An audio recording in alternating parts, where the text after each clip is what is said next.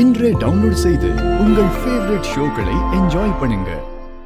உன் முயற்சிய என்னால பாராட்டாம இருக்கவே முடியாது. கஜினி முகமது விடாம படையெடுத்த மாதிரி நீயும் உன்னோட அத்தனை வித்தையையும் காட்ட பாக்குற. ஆனா நான் இருக்கிற வரைக்கும் உன்னால நீ நினைச்ச மாதிரி அவங்களுக்கு எதையும் கொடுக்க முடியாது. நான் கொடுக்கவும் விட மாட்டேன். பாய்க்கு பக்கத்துல குடிக்க கொண்டு போனா கூட நான் அத முன்னாடி வந்து நின்னு தடுத்துக்கிட்டே தான் இருப்பேன். பாக்குறியா?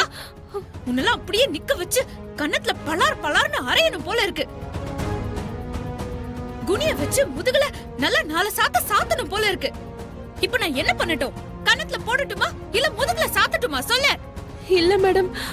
இது பாரு, சும்மா பயந்த மாதிரி எல்லாம் நடிக்காத. உன் நடிப்பெல்லாம் என்கிட்ட செல்லாது. ஒரு வேலைக்கு வந்தா அந்த வேலைக்கு உண்மையா இருக்கணும். நீ வாங்குற காசுக்கு நேர்மையா இருப்ப நினைச்சுதானே உனக்கு இந்த வேலையை கொடுத்திருப்பாங்க. அத பத்தி எல்லாம் கொஞ்சம் கூட யோசிக்காம காசுக்காக இப்படி யோசிக்காம அசிங்கமான வேலைய பண்ற. சீ, வெக்கமா இல்ல? இது பாரு, உன்னை இந்த மாதிரி செய்ய சொல்லி யார் சொன்னாங்கன்னு எனக்கு நல்லா தெரியும்.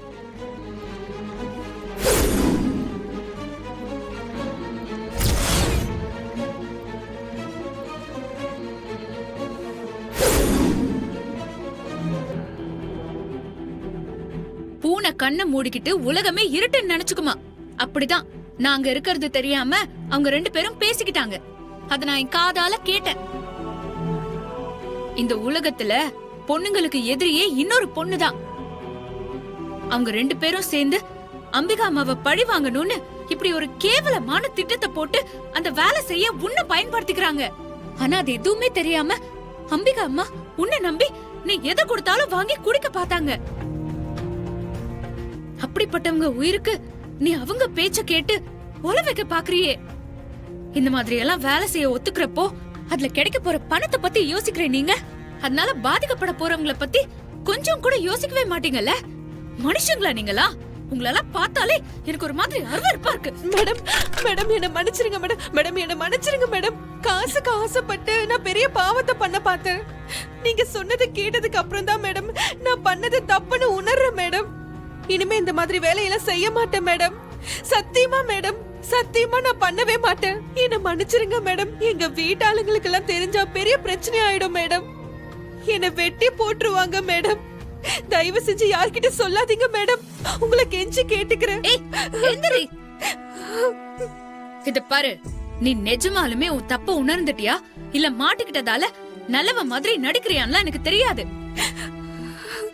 அத பத்தி நான் ஆராய்ச்சி பண்ணவும் விரும்பல. இப்ப சொல்ற, நல்லா கேட்டுக்கோ.